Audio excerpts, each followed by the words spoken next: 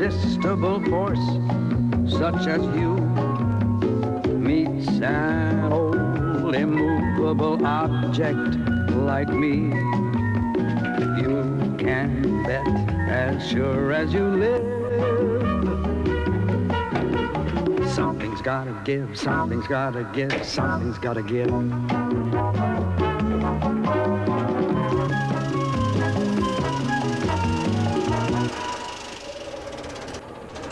If you're having a hard time placing this Marilyn Monroe film, that's because it was never made.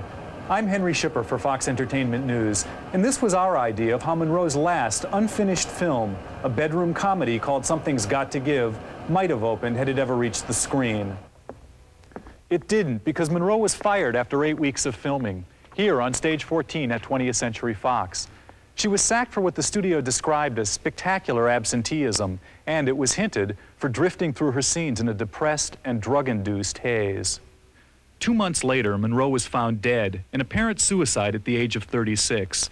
Her death seemed to validate the studio's version of her professional slide, and it's been accepted ever since that her work on Something's Got to Give was a sad finale to an otherwise spectacular career, better left forgotten and unseen. What is little known, however, is that 20th Century Fox liked Monroe's work enough to rehire her to finish the film shortly before she died. In fact, Monroe never looked better, and as you'll soon see, her work on Something's Got to Give is on a par with the rest of her career. Funny, touching, at times superb. Monroe's performance in this film has never before been publicly shown. The negative for most of the footage was either stolen or destroyed shortly after she died, and it wasn't until 1982 that a faded print was discovered by accident in a cluttered warehouse on the 20th Century Fox lot. These 8 boxes contain nearly 6 hours of unedited scenes from Something's Got to Give. The color has deteriorated on much of the print, but Marilyn's performance has not, and it's easy to see why Fox rehired her to finish the film. The fact that she never did makes these raw fragments that much more fascinating and valuable. The footage you're about to see paints a portrait of Monroe during the final months of her life, struggling with depression and fear, but also working hard as an actress and lighting up the screen like only she could. To the very end, Marilyn Monroe had a beauty and a sexual glow that no other actress could touch, and that came across in all her films, even the one that never got made.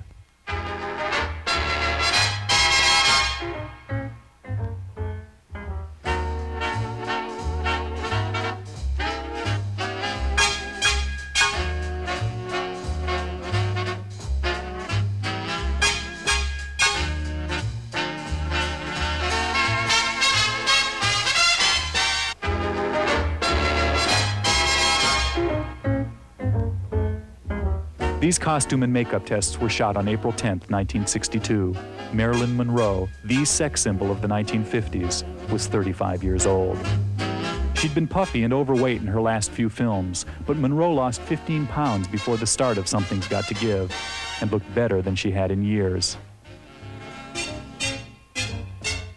That she was like a goddess. She was so, her skin was white, it was perfect, it wasn't, you know, and she looked just absolutely beautiful.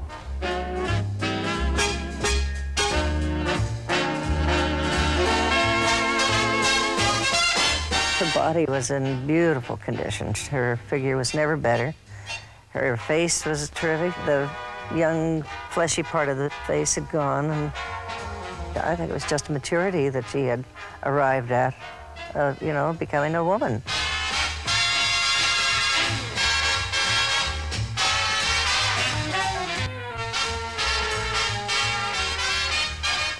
Great, great. And she was very happy. She was really, she didn't have to perform. She just had to look great. And she did. I thought we were it. I really did. Looking good had never been a problem for Marilyn Monroe. The trick was getting her on set and in front of the camera. Intensely insecure as an actress, emotionally, physically, at times mentally fragile, Monroe had caused enormous delays on her recent movies by avoiding scenes, arriving on the set hours, sometimes days late. You mean about getting here on time? Yes, I was punctual. Oh, you were punctual. Does this mean you've turned over a new leaf? I hope so. You're going to be prompt from now on? Yes. Monroe herself told friends she was psychologically incapable of getting anywhere on time, And punctuality, it soon became obvious, was still a problem, along with more serious maladies. The morning after these exquisite tests were taken, producer Henry Weinstein found Monroe in her newly purchased Brentwood home in a barbiturate coma.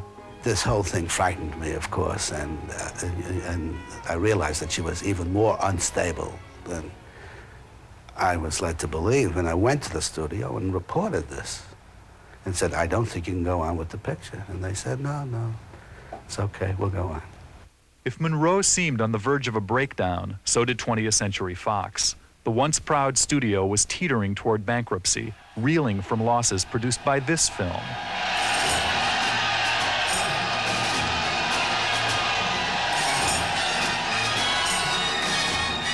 Cleopatra. 2 years in the making on location in Rome, with an out-of-control budget and another frequently absent, notoriously difficult star. Initially pegged to cost $5 million, Cleopatra, with Liz Taylor and Richard Burton making love and war on and off the set, would eventually cost an unheard-of $30 million to produce. So dire was Fox's financial condition that the studio was forced to shut down its commissary, stop watering its lawns, and pull the plug on all its productions except one. All right, camera. Something's got to give. There was only one reason Fox was determined to make the movie: Marilyn Monroe. Though her last few films hadn't done so well, Monroe's name still represented at least the possibility of box office magic, and Fox was desperate for a hit. Besides, Fox could get Monroe on the cheap. The actress owed the studio one last film on a 1956 contract, a contract that gave her the bargain basement salary of $100,000, 1/10 of what Fox paid Liz for Cleopatra. The bargain, of course, was only a bargain if Monroe showed up with reasonable frequency on the set. For the first week, she didn't show up at all, calling in sick with sinusitis and a virus that the studio wasn't sure was real or imagined. She was homesick on April 24th, the day the Shah of Iran paid a visit to the 20th Century Fox lot, mingled with the stars, and dropped in on the studio's only active production. It's an interesting backstage tour for the handsome Shah and his beautiful Empress Farah, topped off by a look at a rehearsal of a scene for Something's Got to Give. Sid Charisse and Steve Allen are the principals in the rehearsal. The star the Shah really wanted to meet was Marilyn Monroe, but when producer Weinstein went to Monroe's house to pick her up, she resisted on unexpected grounds. You gotta come. You must do this, Marilyn. No, this has nothing to do. We're not going to shoot you. This is no trap. You have to do it. She said, well, I don't know whether I can. I said, why? She said, I don't know what Iran's relationship with Israel is. I said, no, Marilyn.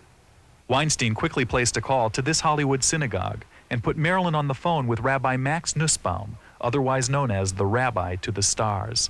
And the rabbi said, no, we have very good relations with Iran, and it would be very good indeed if you showed on the set. So I was able to take it to the set, now with the rabbi's blessing, and I became a hero. Weinstein would have been a bigger hero if he'd been able to get Monroe on the set for work. 2 weeks would pass before she clocked in on April 30th for the first time. Despite a fever of 101 and a sore throat that kept her from reading many lines, Monroe was well prepared and ready to work. She spent the day emoting silently, doing take after take of this scene, in which she plays a mother for the first and only time since becoming a star.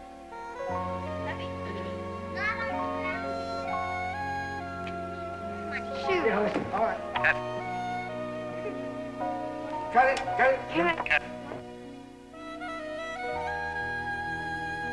Here she sees her children after a separation of 5 years. Watch as Marilyn takes her time, feeling her way through the emotions of the scene.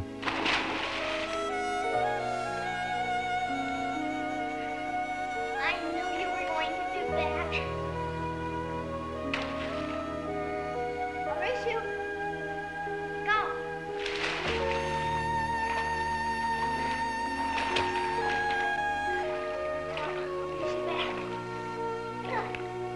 Something's Got to Give was intended as a remake of a 1939 romantic comedy called My Favorite Wife, starring Irene Dunne and Cary Grant. The character played by Dunne and Monroe has been lost on a tropical island for 5 years. Marilyn returns home on the day her husband, played by Dean Martin, remarries. Sid Charisse is his new bride. Monroe liked the story, but what really drew her to the project was the chance to finally have kids, on screen at least, to explore the maternal feelings that had been thwarted by a history of miscarriages and abortions. Monroe's own childhood had been excruciating. Abandoned by her father, her mother confined in a mental institution, Monroe grew up in foster homes, 12 of them by the time she was 14.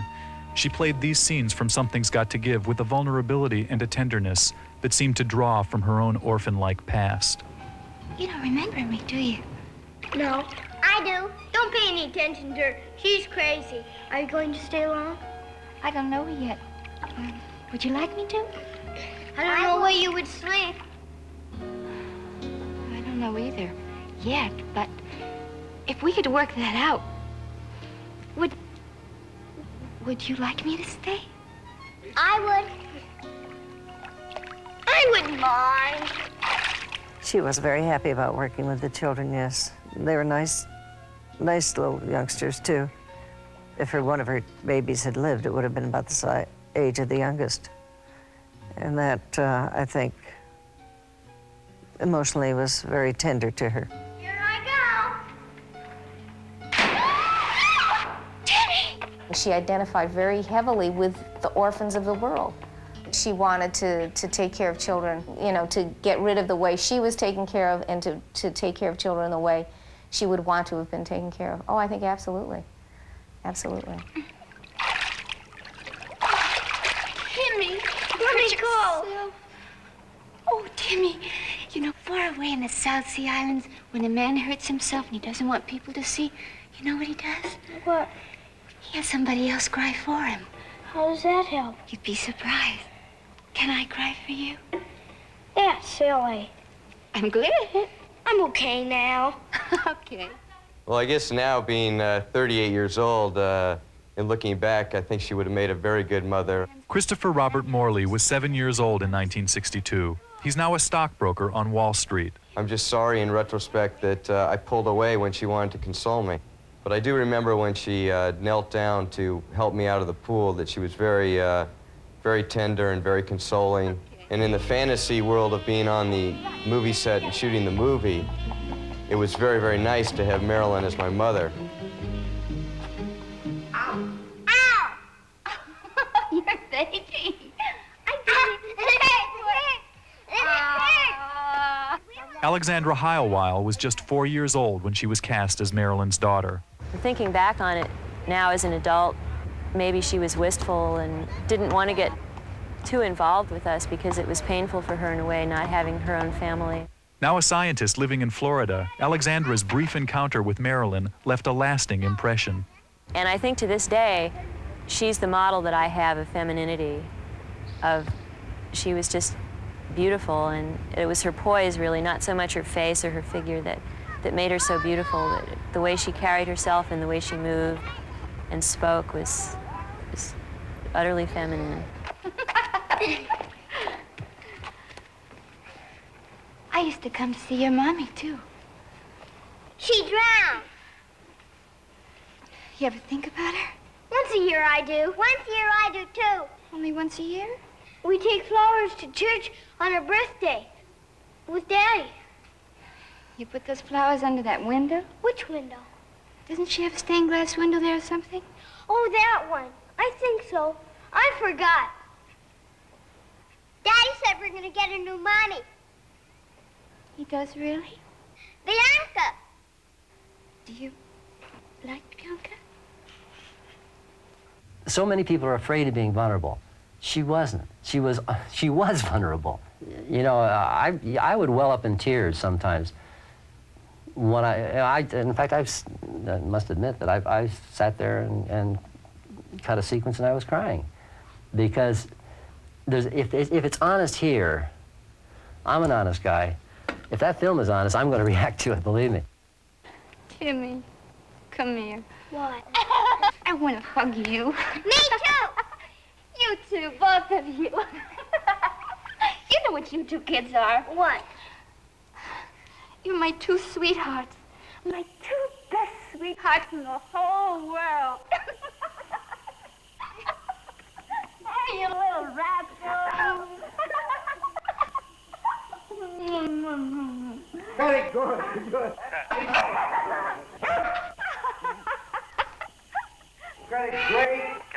Great. That's the best friend. Good. The encouraging voice you hear in the background belongs to George Cukor, one of just 12 directors that Marilyn Monroe told 20th Century Fox she would work with when she signed her contract with the studio in 1955. She liked Cukor, in part because he was patient and gentle with his stars. Marilyn, who went through agonies of anxiety before shooting a scene, needed all the support and friendly feedback she could get. She was just fearful of the camera. So fearful, in fact, that Monroe would throw up on the morning she was scheduled to shoot and linger in her dressing room as long as possible, avoiding a scene. The lipstick would come on and the lipstick would go on. I'd get her at 6 o'clock and she wouldn't be able to get to the set before 11. After each day's work, Monroe sought reassurance from editor David Bretherton, the first man to sift through the dailies and see how she looked on the screen. So she'd have me look right in her eyes and say, "Was I all right?" And I said, "God, you were marvelous." You wouldn't just say that. And I said, "No, you know me well enough to know that I wouldn't just say that." I said, "No, it was absolutely beautiful." And I really meant it. Cukor, well aware of Monroe's fragile confidence, was extremely supportive. Nice, that was lovely. Lovely. Good. When he could get her on the set. On May 1st, Monroe arrived at 7 a.m., only to leave at 7:30. Another morning, she nearly fainted under a hairdryer and had to go home. She had sinusitis. She had a virus. She lost her voice. She was suffering from exhaustion. Insomnia had become a nightly ordeal. Cukor did the best he could to keep the production rolling. And then you get, before you say your first line. He shot around Monroe's scenes, keeping Dean Martin, Sid Charisse, and the rest of the cast busy. Martin was called upon to do his end of Marilyn's famous nude swimming pool scene by himself, throwing a robe down to an empty pool as a flat-voiced stand-in read Monroe's lines. "When you're all finished, come on in. It's very refreshing." By May 10th, she had missed 16 of the first 17 shooting days. A studio doctor confirmed her virus and ordered her to stay in bed, but studio nerves were beginning to fray. Cukor had shot everything he could without Monroe and was forced to shut down the set. That was a daily worry of everybody. You come on the set, sort of joke in the morning with your coffee and donuts. I would ask, "Is she here?" Even before we started, the big question was whether Marilyn Monroe would show, whether she was really up to and willing and wanting to participate in making a movie. The amount of time that was spent on trying to get her on the set was something that was almost unbelievable. I mean, the patience that the crew and especially the director, and I'm sure the head office had, were extreme, and they went through hell trying to get it on film. And I would call 3 doctors every day. One was her nose man and eye man because she had sinusitis, and she was afraid of all of that, and I told you. And then she had an internist, and then, of course, her analyst. I mean, she had enormous problems that came with the territory. And the studio was naive to think that this wouldn't happen. I mean, if the picture was budgeted for an 8-week shoot, they should have budgeted for a 16-week shoot. Because they wanted a film with Marilyn Monroe. But there are certain people, you create films, you don't manufacture films. I mean, you're not putting Elvis Presley in front of the camera and shooting it in 6 weeks. You have a very, very different persona. And I think that was the miscalculation, and I think it became aggravated because of what was happening with Cleopatra. I'm convinced of it. Jeff, come on. Monroe finally reappeared on the set on May 14th. When she returned on the 15th and 16th, filming at last seemed to be on track, although progress was painstakingly slow. My goodness. Jeff. This welcome home scene between Marilyn and the family dog, a 15-second sequence, took a full day to shoot. This time, however, the delays weren't Marilyn's fault, and she seemed to enjoy doing take after patient take as the dog kept blowing his cue. Come on, Jeff. Jeff, speak. Jeff, speak. Jeff, speak. Come on, Jeff. Speak.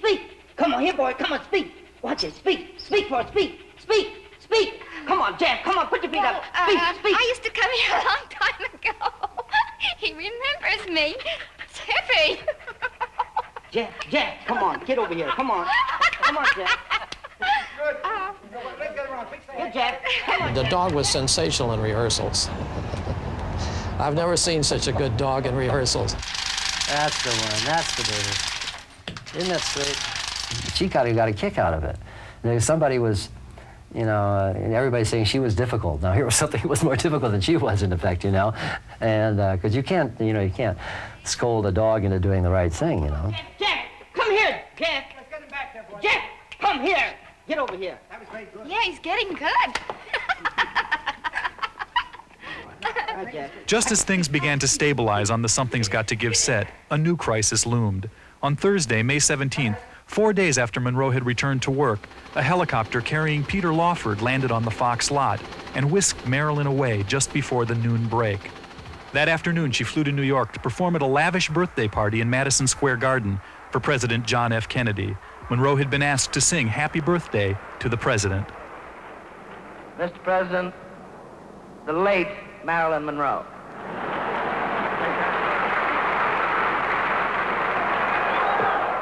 Fox executives were beside themselves. Studio chief Peter Levathes had personally ordered Monroe not to go. Cukor pleaded with her and again shut down the set the minute she left. But for Monroe, already said to be having an affair with JFK, the invitation was irresistible. I mean, my God, here's a girl who really came from the streets, who had a mother who was not all there, a father who had disappeared, who was deeply disturbed, was now going to Madison Square Garden in a dress that she had to be sewn into, literally sewn into, to sing Happy Birthday to the President, and to that president.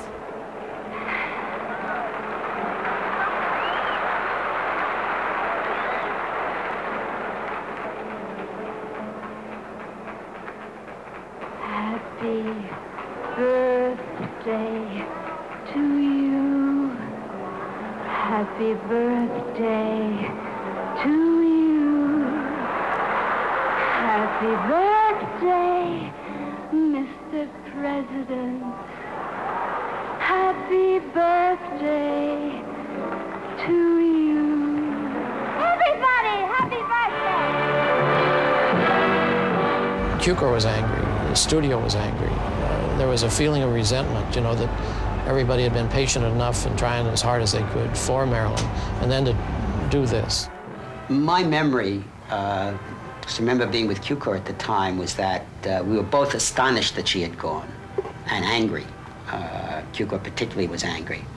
You know, he was starting to feel, I think, a kind of helplessness in the situation, that regardless of what he did, regardless of what the studio said or something, you know, she was going to get her way. When Levathes fired Monroe 3 weeks later, he used this trip to New York to justify the action. But studio records, including this daily log sheet for Something's Got to Give, suggest that Monroe had permission to make the trip and that Fox changed its mind when filming fell behind schedule. Oh, no, we knew a couple of weeks in advance. No, we knew. Well, I didn't see written permission, but we all knew she was going. She did have permission. Everybody knew she was leaving. And they were going to shoot around her. They were very upset, and so was I, and that was stupid. And had I been more experienced, I said, Marilyn, I'll go with you. We'll get more publicity for the picture, which would be the natural thing to do. I should walk with a sign saying, you know, something's got to give, instead of worrying about whether she's gone or what the studio thinks. And I mean, immediately the studio should have been alerted. We should have had our own cameramen there. With her and the president, she's running back. I mean, that's what you would do, instead of, how could she go? Marilyn Monroe returned from President Kennedy's birthday bash in Madison Square Garden on Monday, May 21st. As Cukor feared, the trip had exhausted her, so much so that she couldn't shoot close-ups, and spent the day doing retakes of this scene with the kids. I got sand on my foot. All right, let's get it out. Now, that's good. I'd like to do one more.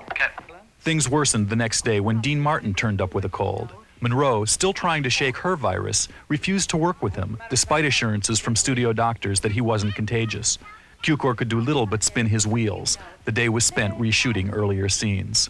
As tensions heightened on the set, Monroe's insecurity and paranoia likewise rose. She had a blonde extra removed, simply because she was blonde, and she called Weinstein one night with a bizarre complaint. Sid Charisse, Monroe said, was patting her breasts. Man, how do you know I haven't seen you on the set in days? And I said, furthermore, we're shooting her in a negligee. How do you pad the breast? She said, you're naive. You do it from underneath the breast with tape. I said, oh, that's interesting. I didn't know that. I said, but if you think that I'm going to tell Monsieur Charisse that her breasts are too big, you're mistaken.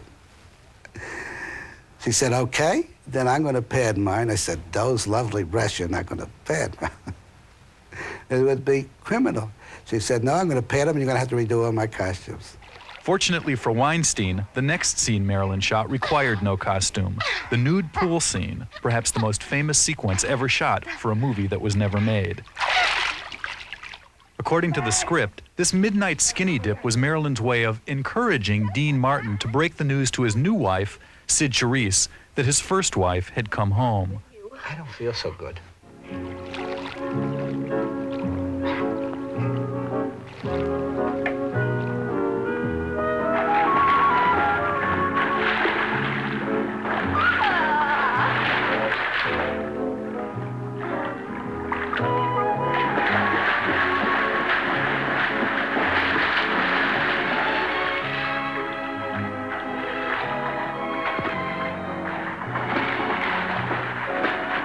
Get out of there.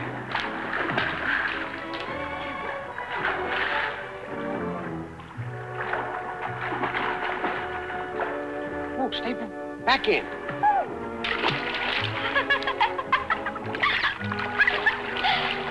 Come on in. The water's so refreshing. You know, after you've done you know what.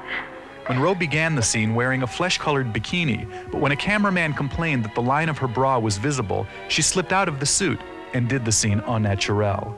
The effect on stage 14, indeed the entire Fox lot, was electric. Incredible. I mean, the word got around that Marilyn was swimming nude.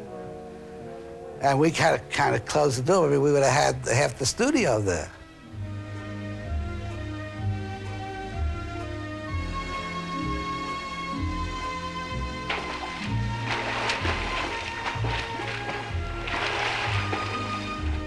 That was a highlight of the film that wasn't made. Marilyn would be love to do that, and I think it showed. If I remember the rushes at the time, there was no pressure. I mean, that's something she could do: take her clothes off, go in a pool, and come out. There isn't all of that mental strain of playing a scene with someone. I had the robe, and when she finally came up, like, put her arm out of the pool and put her arm over her boob to hide it. And she made me get right by the camera all the time like he is right now, and if I could see anything I shouldn't see, say so, and she wouldn't let him print the scene. Monroe knew that her skinny dip, the first true nude scene by a major star, was likely to cause a media sensation, which is apparently just what she had in mind. When photographers who shot these stills asked her to release them, Monroe casually consented in exchange for one promise, that they knock Liz Taylor off the magazine covers of the world. That they did. Within weeks, the photos appeared in 32 countries, a kind of last hurrah for Hollywood's greatest cover girl.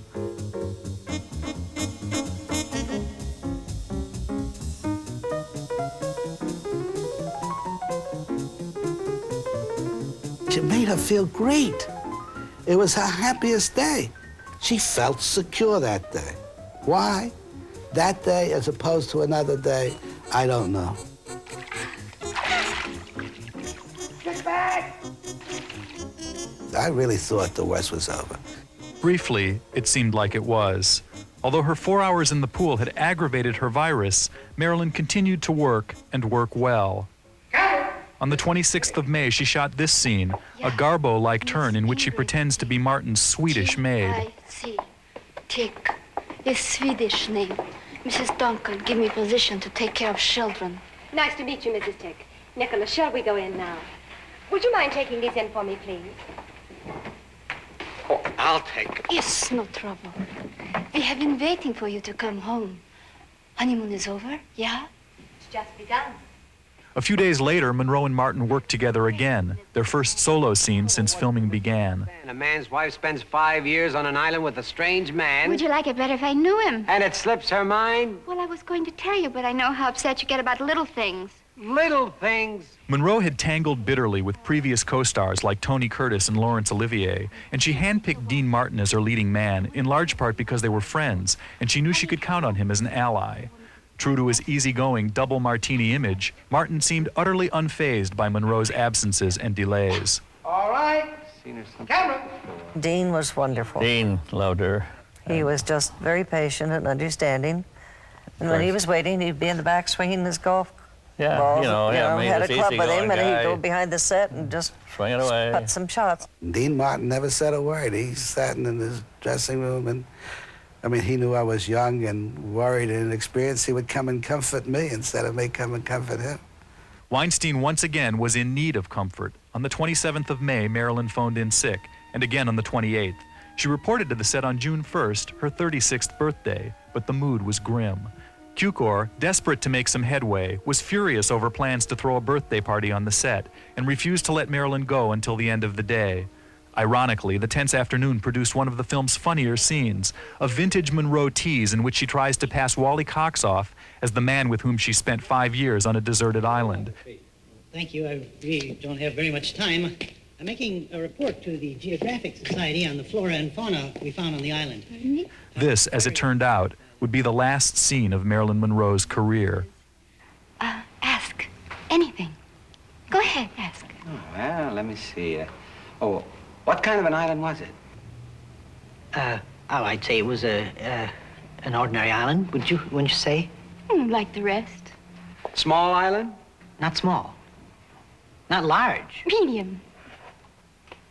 Water? Oh, yes, water all around. That's one of the nicest things about Adam. He doesn't talk your ear off.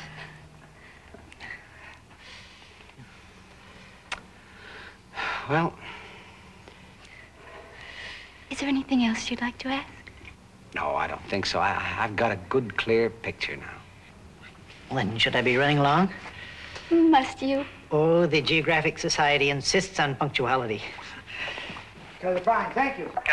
All day long, birthday flowers and bottles of champagne arrived for Marilyn. The studio had prepared nothing to mark Monroe's birthday, but Marilyn's stand-in, Evelyn Moriarty, bought a cake decorated with a bikini and a negligee and had a giant birthday card signed by everyone on the set. I went over to the farmer's market and picked up the cake, and I brought it back to the studio, and I was told by the assistant director not to bring that cake out until 6 o'clock because they were going to get a full day's work out of her. So we left the cake in the prop room, and at 6 o'clock we wheeled out the cake with all the sparklers on it. Somehow or another, I ended up with one of the little dolls that was on the top of the cake. They had sparklers and these little dolls, and there was a little bikini-clad Marilyn was on the cake. And normally these things get thrown away, but my wife has a little doll collection. It's been sitting there for years this way. The rather revealing wardrobe, I must say. Cukor joined the other cast and crew members in a ragged version of Happy Birthday, but it was not a warm serenade. There was a pall over it. We had gone through so much. It was a pretend celebration. And she felt that, it was a very sad birthday, that because of all the troubles with the picture that were happening and all that. And she always looks at that photograph where I guess it's on the set, and she says, I may be smiling, but my eyes are dead, because she wasn't smiling on the inside. It wasn't working. They would probably thrown it at her if they would have been honest. Wearing a mink beret borrowed from the Fox costume department, Monroe left the Strain gathering with Wally Cox. Over objections from the studio, she went to an Angel game to throw out the opening ball at a muscular dystrophy benefit. It would be her last public appearance before she died. On June 4th, the Monday after her 36th birthday, Marilyn Monroe once again failed to show up on the Something's Got to Give set. A new and final round of absences had begun. Monroe called in sick again on Tuesday, and on Wednesday, and on Thursday. According to studio doctor Lee Siegel, her sinuses had flared, and her temperature was 102. There was no telling when she would be able to return to work. I didn't believe him for a minute. I don't think Cukor did. I don't think anybody in the crew did. She wasn't out partying. She wasn't out doing anything. She was just being miserable. Yes, this is a sick woman, and also feeling this is also a movie star. This is a movie star who is getting her way. What she is doing, she's doing because she's a movie star, and doesn't give a damn about anybody else, and is being destructive and self-destructive. A crisis point in the filming of Something's Got to Give had been reached. The production was now 16 days behind schedule and $1 million over budget. Not a huge deficit, but a traumatic one given the spectacular drain of Cleopatra, still filming in Europe and still Fox's only other big movie. Studio chief Peter Levathes, in Rome trying to stem the hemorrhage of Cleopatra, was furious when told of Monroe's latest absences. "We've let the inmates run the asylum," he railed, "and they've practically destroyed it." Levathes ordered his staff to line up a possible replacement for Monroe. The panicky studio began calling every actress in town, according to one report. Rumors were flying that Monroe was about to get the axe. But what exactly was the matter with Marilyn Monroe?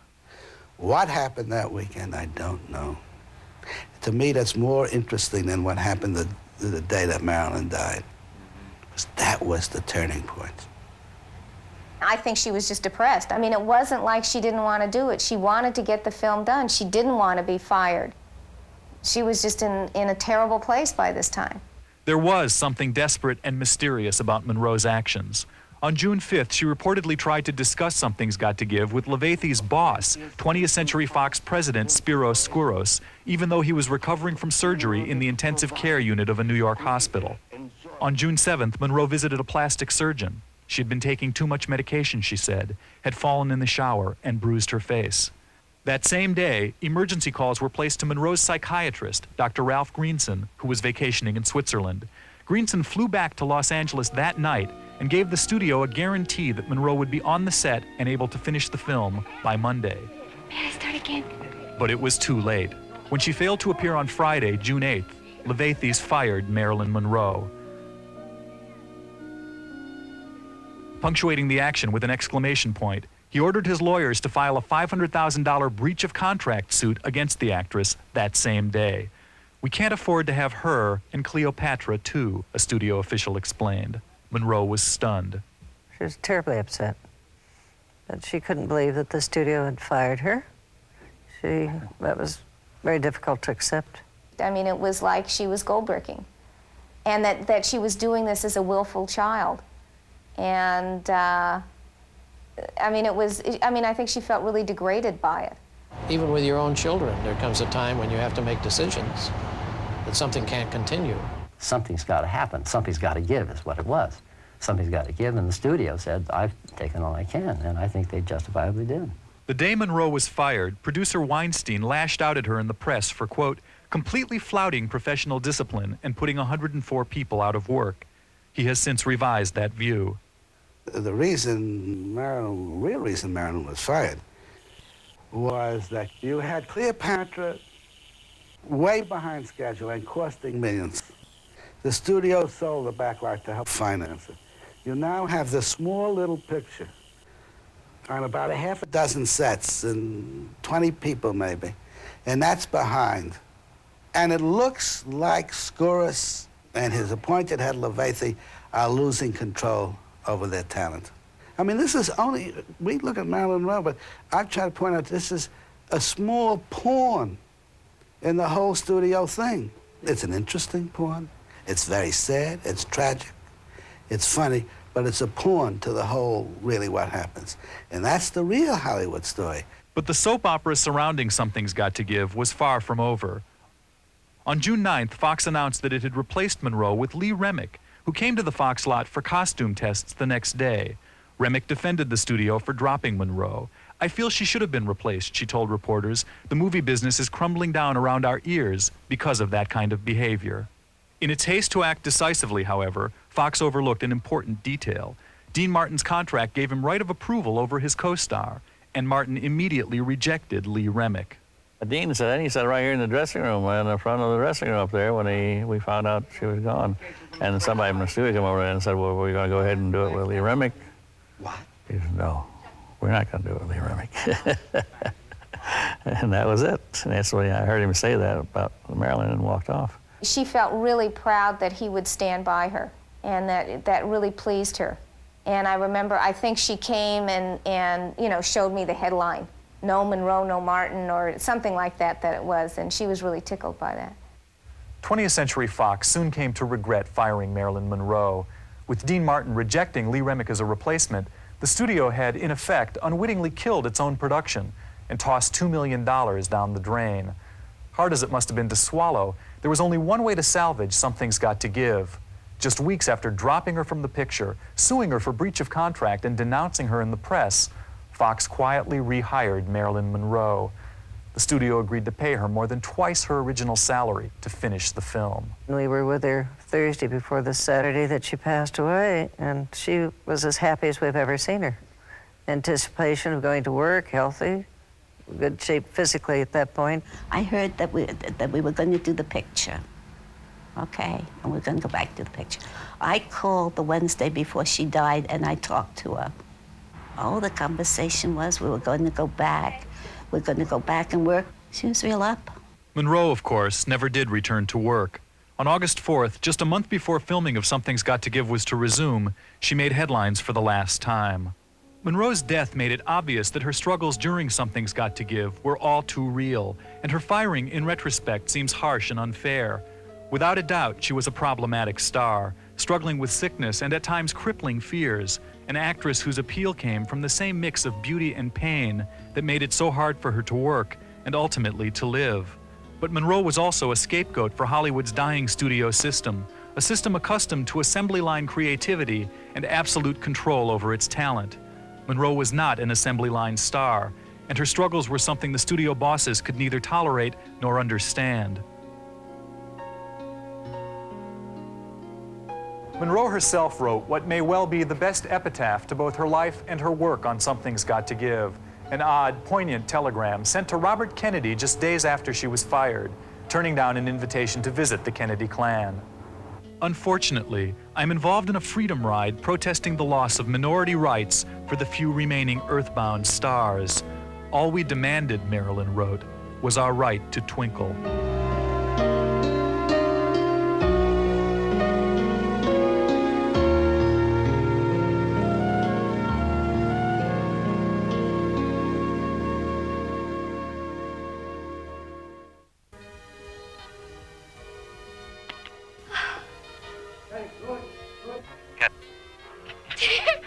My goodness.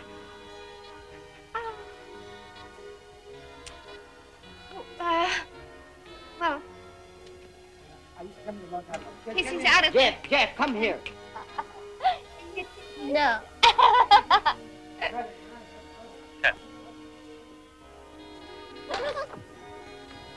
No. Aren't you ashamed of those suspicions you had about me? Terribly. That's good, thank you. Did I stay? Good. Beautiful. Then, should I be running along? Oh, must you? The Geographic Society is nuts on punctuality.